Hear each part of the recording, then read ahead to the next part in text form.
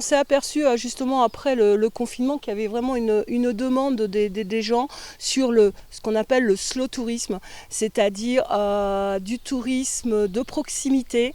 Les gens avaient envie de partir moins loin, plus souvent, et de déconnecter, déconnecter de leur quotidien, se reconnecter à la nature. Et ça nous a paru relativement évident de proposer des séjours de randonnée pédestre, puisqu'il y a tout un travail qui avait été fait par la communauté de communes sur la labellisation des sentiers, sur le fléchage, sur la numérisation des sentiers pédestres.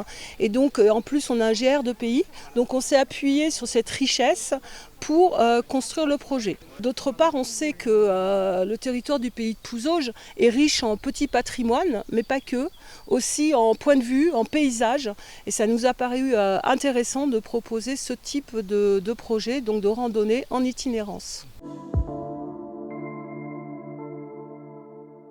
On s'imagine pouvoir faire de l'itinérance souvent sur des zones plutôt montagneuses, alors que là c'est vraiment de l'itinérance ouverte à tous, presque tous. Il faut quand même être capable de marcher, la moyenne elle est plutôt aux alentours de 15 km par jour, mais finalement quand on discute et quand on est avec des amis et autres, ça passe relativement vite.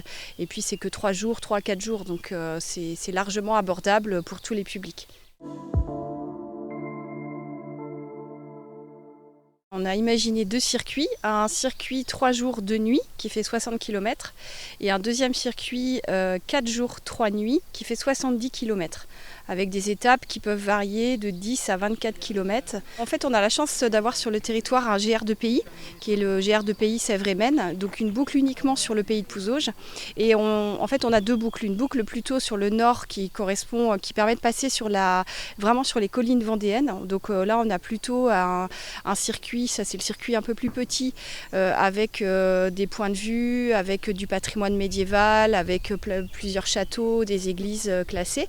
Et puis le deuxième circuit qui est plutôt au sud du pays de Pouzauges, où là on est plutôt au bord du Lay, donc avec une alternance de paysages, les bords de rivière et également un passage aussi sur la ligne de crête des collines vendéennes. On a imaginé aussi des hébergements différents, par exemple sur un 3 jours de nuit, l'idée c'est que vous pouvez avoir une nuit plutôt sur Pouzauges, chambre d'hôtel par exemple, voilà, et une autre nuit plutôt à la campagne, chambre d'hôte, pourquoi pas de l'hébergement insolite. L'idée c'est aussi de varier sur votre séjour, de varier les hébergements pour varier les expériences en fait.